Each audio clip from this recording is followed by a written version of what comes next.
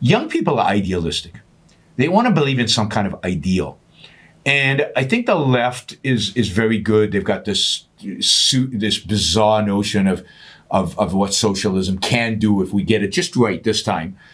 And the right has some idealism in religion associated. I think it's less attractive to young people, but maybe when Jordan Peterson tells them to make their bed, that's attractive somehow. Yeah. But we need to be idealistic. We need to portray a beautiful picture of the future. What we do a lot, and we're very good at, is complaining. We complain about the world today. We complain about the present. We complain about the government. We complain about the culture. But we are not very good at projecting our ideal and projecting what is possible and giving people the tools to live the best life that they can live.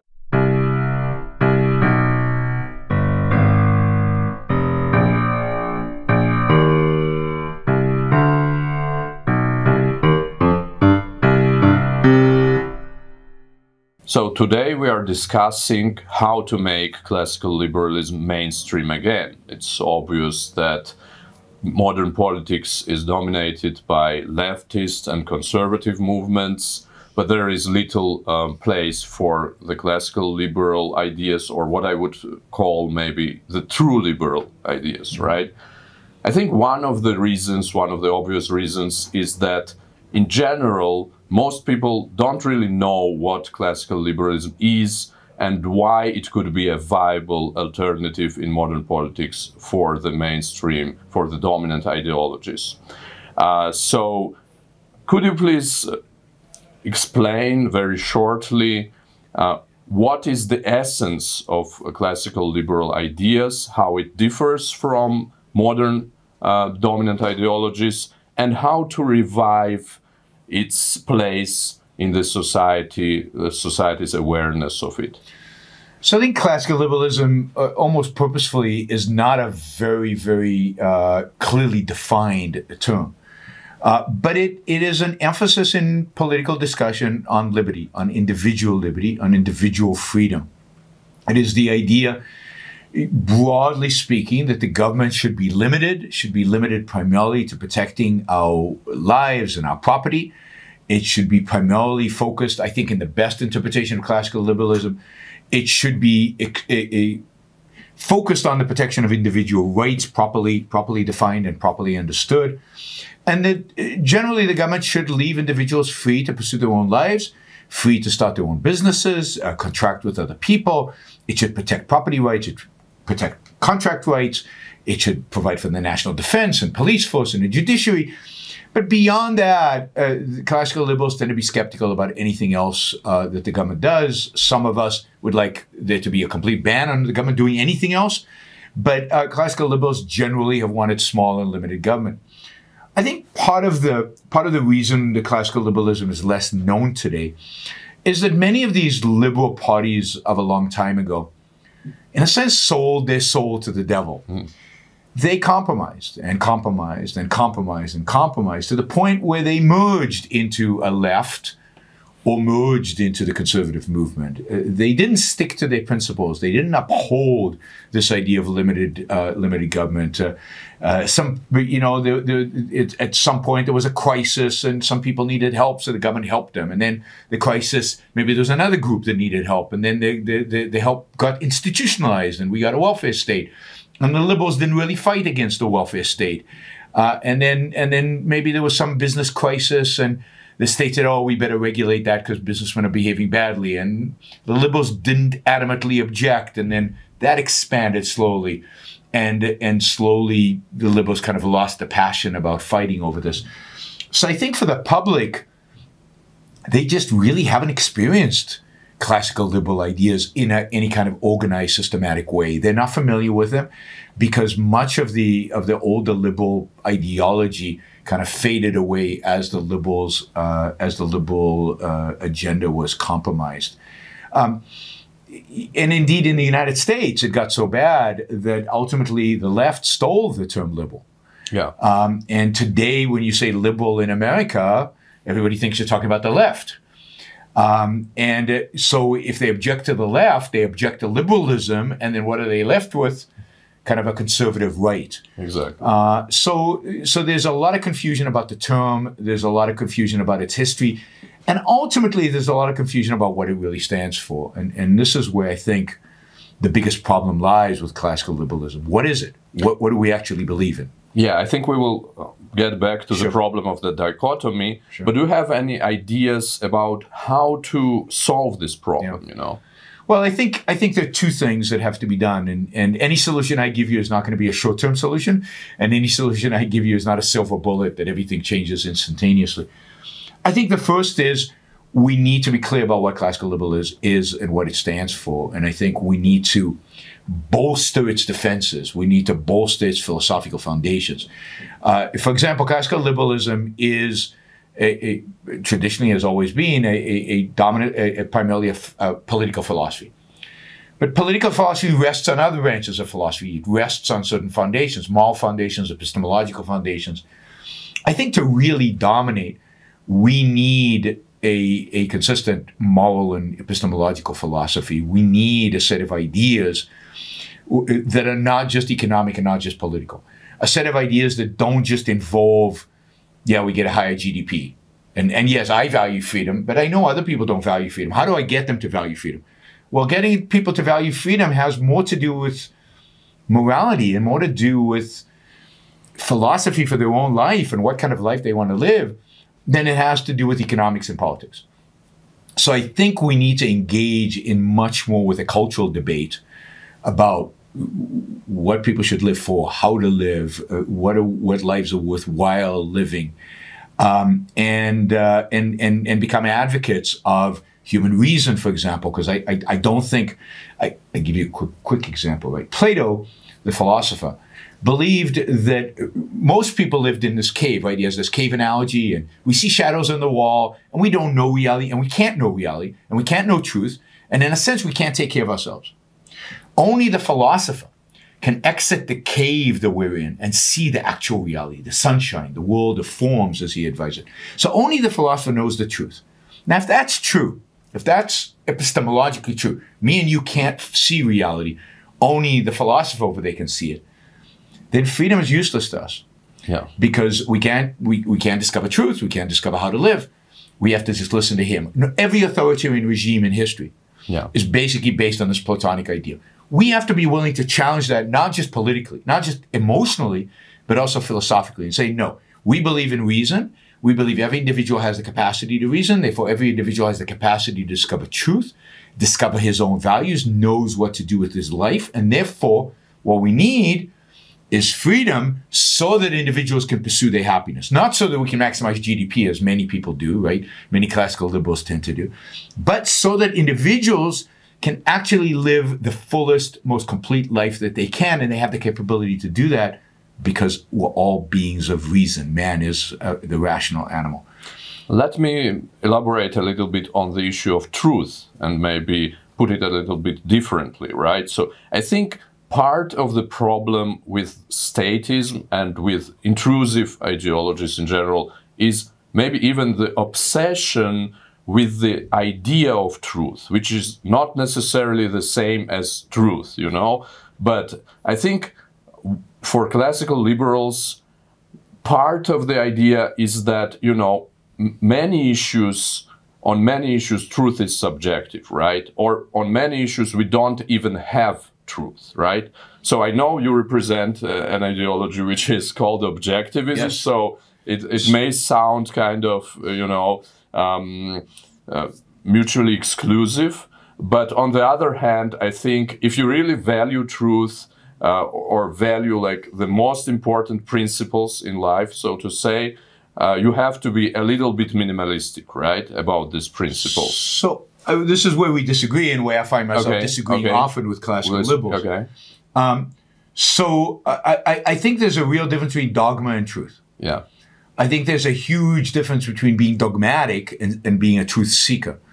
But I consider myself a truth seeker, and I think good people seek the truth. I seek the truth in my own life. I want to know, for example, what is really good for me. Now, I know that sometimes I'm going to make mistakes. Reason is not infallible. We're going to make mistakes. But I'm looking for what's right and what's just and what's true. I want to know that in the physical world. I want to know, I disagree with Hume. This is a mug, and that is water, and I am drinking it. It's not a probability shit thing. This is certainty. Yeah. This is truth. And I think that Hume, for example, and other classical liberals who have become skeptics, and become skeptics partially as a defense mechanism against the truth of communism or the truth of authoritarianism. Yeah.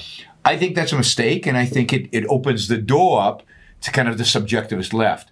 So my values are my level of my truth with regard to my values are mine. In that sense, they're subjective, right? How much I value water versus Coke, only I know. You can't tell me what's right with regard to that. But whether this is a mug or not, that's an absolute truth that both of us should be able to agree on.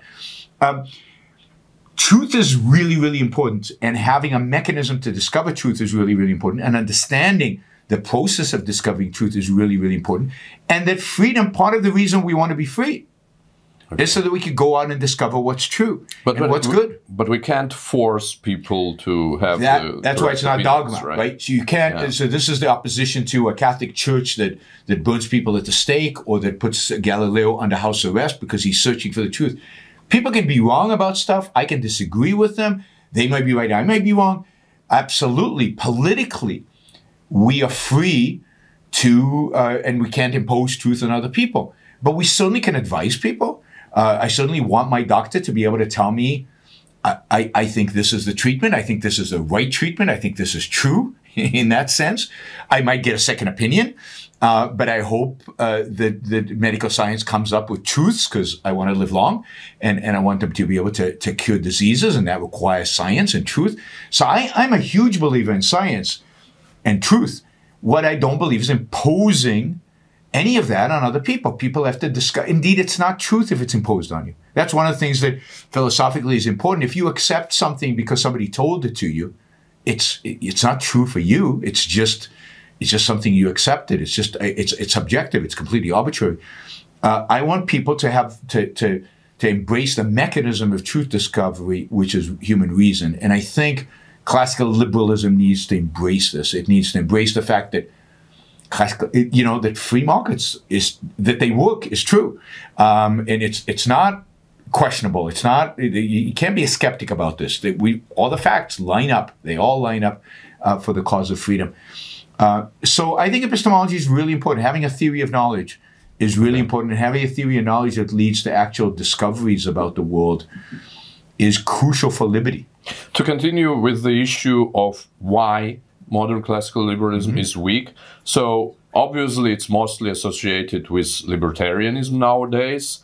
And would you agree that libertarianism tends to attract, for whatever reasons, many people who are dogmatic or radical, and who in turn radicalize or make this ideology more dogmatic, make it appear more dogmatic to most of the people? So what are the reasons behind that, and what's the possible solution? So I think there are a couple of things here. I mean, I actually like the word radical, so I embrace the word radical. I think dogmatic is a bad word, but radical means consistent, and radical means bit. So I like that word. But I do think it's dogmatic. I do think a lot of people attracted to it. I think a lot of people who embrace these ideas don't fully understand them.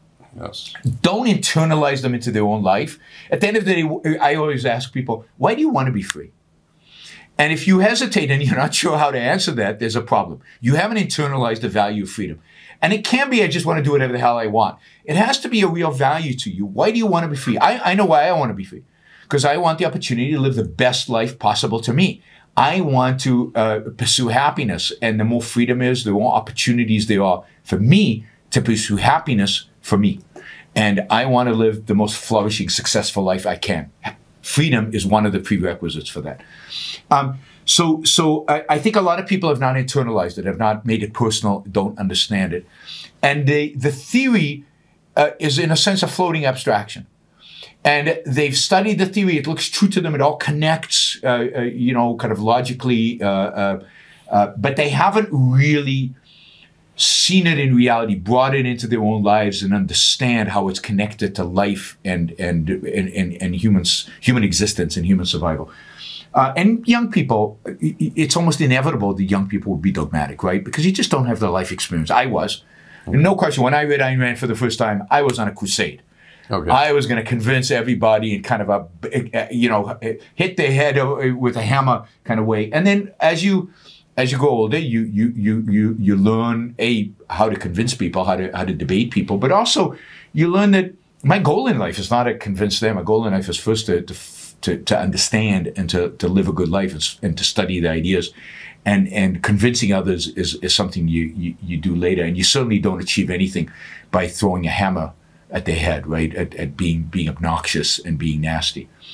I think the other problem that exists in libertarianism is I think at some point, and I think the point is really Murray Rothbard more than anybody else, at some point libertarianism takes a off-ramp off of the liberal highway, if you will.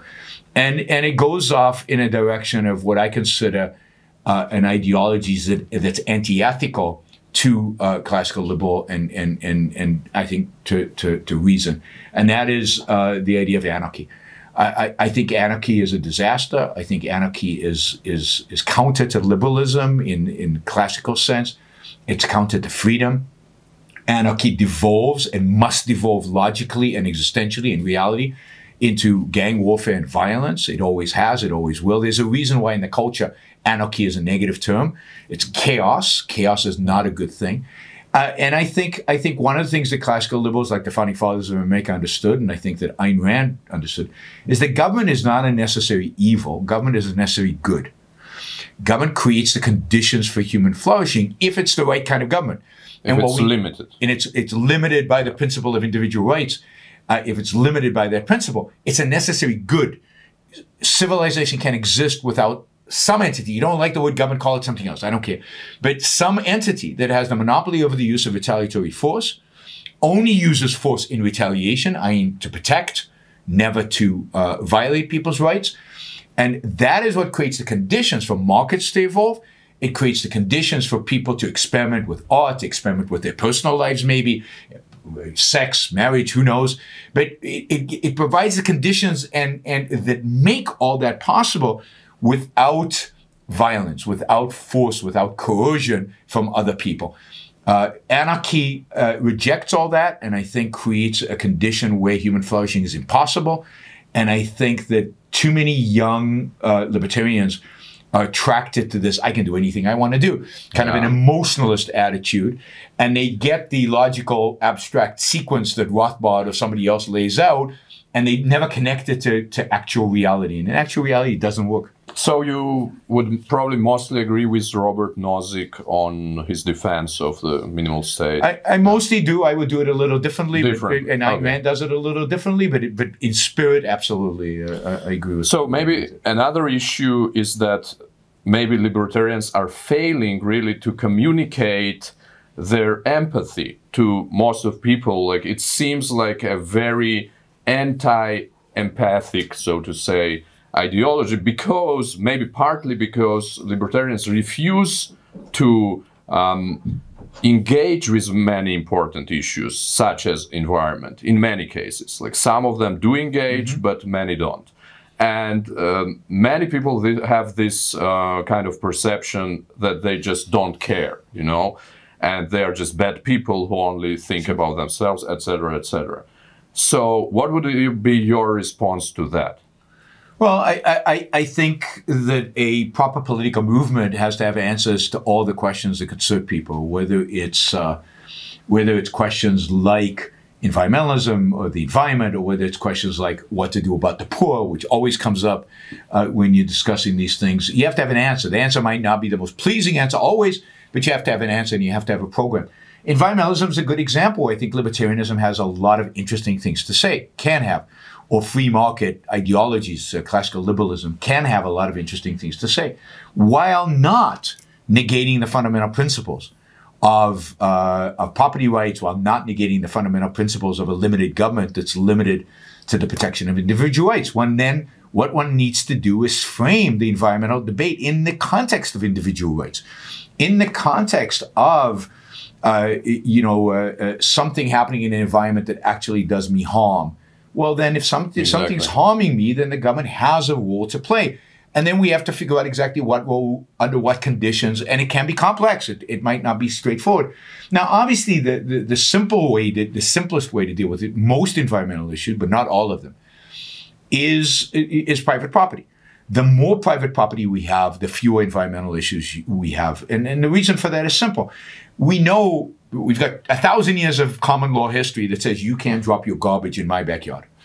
Well, if everything is somebody's backyard, yeah, even things like lakes and rivers and oceans and stuff, and we can't find ways to privatize these things, and we have, in the history we have done things like this, then we can explain to people how, having water rights solves a lot of the water cleanliness issues and the same. But there are issues that go beyond that. Air, for example, is very difficult to conceptualize in terms of property rights. I'm breathing something that you're polluting. What do we do about that? And now harm is an issue. If I'm harmed by something you're doing, we know that if you blast your stereo really, really loud in the middle of the night, I can sue you. Even in a laissez-faire capitalist world, I can sue you. You don't have a right to intrude on my sleep like that. Well, you don't have a right to throw your cyanide or whatever the air. And so you go to courts.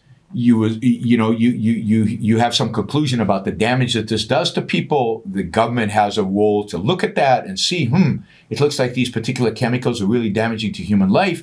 They have, I think, the obligation then to either reduce their use or to ban them or to do something in that limited way in the name of protecting your rights. But I just want to give one counterexample because it's a dangerous field. Imagine in the middle of the 19th century, you're in London, the Industrial Revolution is happening, everybody's burning coal, everybody. People are burning coal in their homes, people are burning coal in the factories, the air is full of black stuff. Some of you are going to get sick, some of us are going to get sick. Do we stop the Industrial Revolution? Do we ban coal at that point? Or do we realize that maybe people are getting sick, but overall, something important is happening here, and we need to let it play out for a while at least, and then maybe clean it up. But we need to play it out. China faced the same challenge. If development requires some pollution for a while, but the value of development, the value of becoming rich, the value of bringing 1 billion people out of poverty is huge, well, maybe we can tolerate some pollution for a while and then clean it up. So these are the kind of issues that need to be thought through, and I think governments need to be involved in thinking them through. But there's real danger of stopping progress before it happens if you overdo it, if you exceed the limits. Sure. So basically, we agree that there is a place for regulating pollution or other environmental factors because of the need to protect individual liberty and because of the need to protect property rights. So, yeah, of course. But concerning your example, I think you've really touched on another crucial issue here, because many libertarians really have this kind of approach where they just don't want to weigh pro and con factors. They just want to have this simplistic answer where they say, if it's noise, why are you talking about noise? Are you a socialist or something like that? I've heard this kind of arguments. Or, somebody can just go in the street and shoot all around him unless he hits you, But it's obvious from the scientific or truth perspective that if there's somebody running around with a gun and just shooting, there is a chance that he will hit you. And my freedom to some extent includes the freedom to be protected from that risk, right? Absolutely. So, take a simple example. Certainly a gun would qualify, but let's say somebody is driving on the private streets, but they're driving in a way that is clearly endangering people. Yeah. Right? Maybe they're driving fast, but not just fast. They're swerving and they're cutting off people and they're going to kill somebody. There is absolutely the role of our police force, of a law to say, irresponsible driving, harmful driving. And you have to make it objective, and you have to be careful, again, not to give the state too much power. But yes, risk is a factor. Let's say you're next to a construction site, and I believe there should be no regulations of construction, let the market work. Yeah. But you notice that the crane is tilted, and it looks like it's going to fall on your house. Can you call the police? Well, of course you can. There's a real risk here. And then the police send an inspector in and say, you know what? You guys, your crane, you've got it wrong. You need to fix it. So the risk, real risk, again, and you have to be careful, and we have to be objective, and we have to be truthful. Real risk is a concern. It is something, a real threat is a concern, and it's something that a threat to life and a threat to property. Just like today, if I threaten you, right, I'm going to kill you, or I'm going to do something, the police can stop me, and I think that's completely legitimate. It goes beyond speech at that point. Now it turns into a physical threat. When a physical threat is faced, whether it's through pollution, or whether it's through a crane that's tilted, or whether it's through somebody driving drunk, absolutely, I think the state has a role to play, and we should think very carefully on how to make those laws and make them limited to individual rights again, and how to protect. But absolutely, I think this idea of anything goes is very dangerous. And we know what happens when anything goes. When you get the chaos of anything goes, people demand order, and the order then is provided by a strong man. The order, anarchy will always devolve into authoritarianism. So since we've already criticized anarchy, and we've, stated that some libertarians have excessively restrictive view of the role of the government, maybe it's at this point not obvious to some of the listeners, then what is the essence of our problem with the statists, like with the left or with the conservatives, because on one hand, obviously there is place for involvement in environment and things like that, but on the other, there are still lots of areas where there is no need for state involvement whatsoever, and where modern states are increasingly involved. So I don't think of it as there's a place for the government to be involved in my environment. I think of it as there's always a place for the state to be involved when life is threatened, when human life is threatened. Exactly. That's what I mean. When there's a real threat. Yeah. For example, I don't think there's any role of government in welfare. So what to do about the poor? Nothing. The government has nothing to do with that. But if I'm running at you with a knife, yes, the state is there to protect me. And if I'm throwing cyanide in your face, yes, the state is supposed to protect me. So when life is threatened, when property is threatened, or when life is attacked or property is attacked, that's when the state intervenes. Whether that attack is through the air, that's environment, or whether it's in other way. And of course, what defines the modern left and the modern right is there are no limits on the state power. The modern left is obsessed with redistributing wealth and using what I produce to help other people, and taking my wealth and redistributing it to others. And of course, I'm controlling what businessmen do and how they do it and what they do in central planning and the idea that they can plan everything. But even when it comes to the environment, they believe that the environment is an end in itself. It's not only an issue of threats towards us, but we have to protect snails, and we have to protect this, and we have to protect that, because they have a value in and of themselves. They have an intrinsic value that does not relate to human beings. The government should only be involved where humans are involved. The government should only be involved in protecting human life. Nothing more than that. There is no intrinsic value in nature. Value is something that comes from human beings. We value nature. You value nature, you love forests, buy some. Right? I think there are even more obvious examples, like modern states like Georgia, or any European state for that matter, are heavily involved in education, in culture, in sports, why? Because, nobody's gonna die if we don't have a volleyball team. Well, more than that, I think by having a volleyball team, you're denying somebody the capital to have what he wants to have. Exactly. And yes, education. The horrors of public education are well known. But more than that, they are now, one of the reasons people don't know about classical liberalism maybe is because the state is running our educational system and they have no interest in knowing about it. So yes, the government is involved in everything. I think one of the worst things is the environment, because I think it's all-encompassing. They use it to regulate everything else. Yeah. But I agree, education, healthcare. Europeans love their socialized healthcare, where the state is telling you what medicines to take, the state is telling you what treatments to get.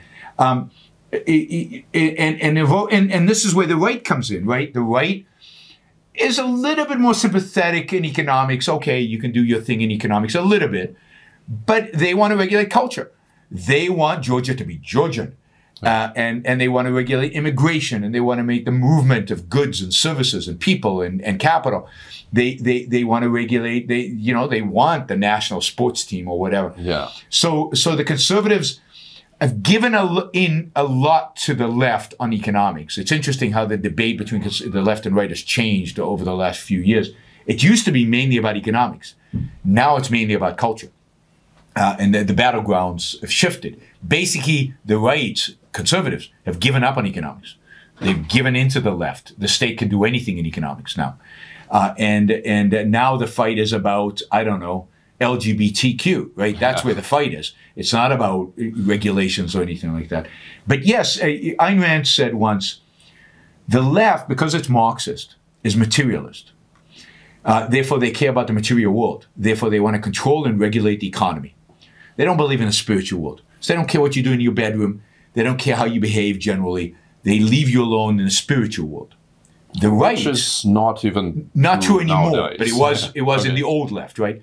And then the old right didn't care about the material world because there's an afterlife, right? So the material world doesn't matter. So you can do your capitalism if you want. It's kind of grubby and we don't really like it, but you can do your trade and your free markets. But the spiritual world, that's important. What you do in bed, that's really important. So that we want to regulate. What's interesting about the modern left and right is now they both care about everything. And they want to regulate everything and they want to control everything, and they don't want to leave us even a little bit of freedom. That's why we talk about an opportunity for the classical liberalism. Now's the time. I think the left and the right have proven themselves to be completely bankrupt. People are starting to get it, that there's something really, really wrong in the culture, something really, really, really wrong in the economy. The economy is approaching bankruptcy in the West. The culture is approaching bankruptcy in the West. Now's the time to offer an alternative. And I think the alternatives, and the way to do that is, there are no shortcuts here. The way to do that is educate. Teach people about this alternative. Teach people about freedom. Teach people about the value of freedom to their own life. Teach people about the value to the culture and to the economy of freedom. And we need to talk, educate, and get the word out there. Write books, write articles, do podcasts, do videos, do whatever we can to get a clear, consistent, and this is where, again, I'm for truth, right? A consistent message of the value of liberty without denying real issues and real problems and real challenges and presenting. We need to present real solutions to it. But I think there we are facing another huge challenge beyond education, because the way democracy is structured, unless it's very restrained by constitution, is that politicians can spend money essentially, and if you can spend money, you can sell ideas about the ways of spending that money. So one problem is that we don't have any limitation on where the state can get involved, but the other problem is that the state has no limit on the amount of resources it controls, right? Sure. So it's an uphill battle. It's very difficult for us. I would say that this is a reason why I think the most powerful tool we have today, beyond the ideas that we have, is the web, is the internet. I mean, it doesn't cost us much to get onto the internet. It doesn't cost us much to produce videos. I mean, there are people producing videos and making a lot of money off of just iPhones and stuff. It doesn't require the kind of capital and resources to educate people like it did in the past. In the past, you had to start a university, you had to study. Now you can do everything online. So I find it disappointing that people who advocate for free markets have not better utilized and better capitalized on the existence of the internet and our ability to communicate ideas to large numbers of people at a marginal cost of close to zero. And we've left even these channels to, I'd say the right is pretty good at it. So, you know, the Jordan Petersons, the Ben Shapiro's of the world. And of course, the left is also good at it. And where is our Jordan Peterson? Where is our capturing the imagination of people? Where's our using this new medium to communicate effectively with the world and inspire? That's the other thing we need. And this is something I think that's really important. Young people are idealistic. They want to believe in some kind of ideal. And I think the left is very good. They've got this bizarre notion of what socialism can do if we get it just right this time. And the right has some idealism in religion associated. I think it's less attractive to young people, but you know, maybe when Jordan Peterson tells them to make their bed, that's attractive somehow. But we need to be idealistic. We need to portray a beautiful picture of the future. What we do a lot, and we're very good at, is complaining. We complain about the world today. We complain about the present. We complain about the government. We complain about the culture. But we are not very good at projecting our ideal and projecting what is possible and giving people the tools to live the best life that they can live. Again, I think this is one of Ayn Rand's strengths. Because she wrote novels, she told stories.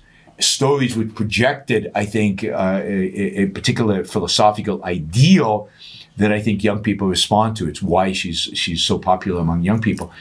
But we need to do a much better effort on every front, from economics all the way to morality, in projecting an ideal and exciting people and getting them excited and passionate about the future that this free market, classical liberal ideology can lead to.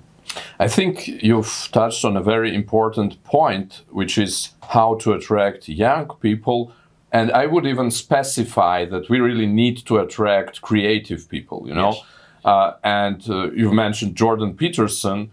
Even Jordan Peterson is a part of this problem with the left-right dichotomy, because you've probably heard the way he describes liberals versus conservatives. His vision is that, you know, like liberals are inherently this creative types, and conservatives are order-oriented types. This is liberals in the American sense. Yeah, exactly. Leftists, that's the problem, because when Jordan Peterson talks about liberals versus conservatives, he really talks about leftists versus conservatism, and he doesn't see a place for true liberals there. Yeah, but he's also wrong. I mean, he's also wrong, because the reality is, if you look at who is a strong leftist in the United States, it's not just the creative types. It's lawyers, and it's successful people. I mean, that's the sad thing. It's smart people. Smart and successful people attracted to liberalism for all kinds of reasons. Liberalism in the American sense, the leftism. Partially because they've rejected religion, and because they're taught that there's this dichotomy. If you're religious, you know, that's conservative, so you don't want to be that. So all they've got is kind of this. Exactly. And partially because the right rejects science and rejects, I think, seeking truth in this world. They tend to go left. You know, so I think, yes, we definitely need creative types. But you know what? I also think we need Nobel Prizes in physics. Imagine a Nobel Prize in physics, you know, in the Nobel Prize speech talking about the liberty to think and to use his reason on problems that maybe the conventional wisdom did. And, you know, this is what I mean by, I think, what a broader vision of what liberty and freedom mean and how they apply to individual life and how they can inspire individual people. Because the kind of thinking that leads us to say entrepreneurs should be allowed to start any company they want without asking permission also says to the scientist, you can explore any venture you want without asking for permission and without the government dictating, we're now on, this is a hot thing, so we'll give only money to that. So we need people in all fields. I think the most important ones are creative fields. Art, I think, aesthetics is crucial. The reason, I don't think we would have had an enlightenment without a Renaissance, right? Yeah. So you have to have the art maybe even before you have the more ideological part of it. So we need sculptors and painters and musicians and novelists and video makers and movie makers. And then I think we need educators. Yeah. We need a lot of educators. We need people who can teach and educate people, whether they do it online or whether they create their own schools or whether they create alternatives. We need scientists. We need to link our vision to science because I think science is an incredibly powerful tool and a good tool. Again, I think part of the damage libertarians are doing in the post-COVID era, if you will, is blaming scientists for what happened. And maybe some scientists need to be blamed. They made mistakes, right? And some of them are just wrong. But to blame science, to wrap it all up, and we don't want, scientists shouldn't. Well, scientists have an important role to play, and they tell us something about the physical world that we didn't know, that we don't know. Not all of us can know these things. Not everybody's the epidemiologist, even though everybody is an amateur epidemiologist these days, among conservatives and libertarians in particular. We need experts. We need scientists. Let's not throw that out. So we need we need young people, we need idealists, we need passionate people, we need people that understand how important freedom is to their own lives and understand that what they really want is to make their lives the best lives that they can live. Exactly. So I think if we were more successful at disassociating classical liberalism from conservatism and from anarchy, we would attract more creative types, because this is the ideology of freedom, right? I agree with you completely. And even with your example about London in the 19th century, I think there is the answer to the issue why we need scientists, because to weigh the pros and cons, to weigh the risks, you have somebody to calculate that, right? Roughly speaking, right? And we're living in it right now. I mean, somebody has to calculate the risk of climate change. Yeah. Somebody has to calculate the risk of not using fossil fuels. Yeah. And somebody has to give us at least a vision about what is possible in terms of alternatives. Yeah. The common man, most of us can't do it. I don't know what those all. I mean, I read up about it. I'm educated somewhat about it. But somebody has to do the lab work that is necessary to provide data so that we know what we're doing. So absolutely, I think we need. I think the classical liberals need to separate themselves from the right. I think they're being associated with the right, with very negative elements within the right.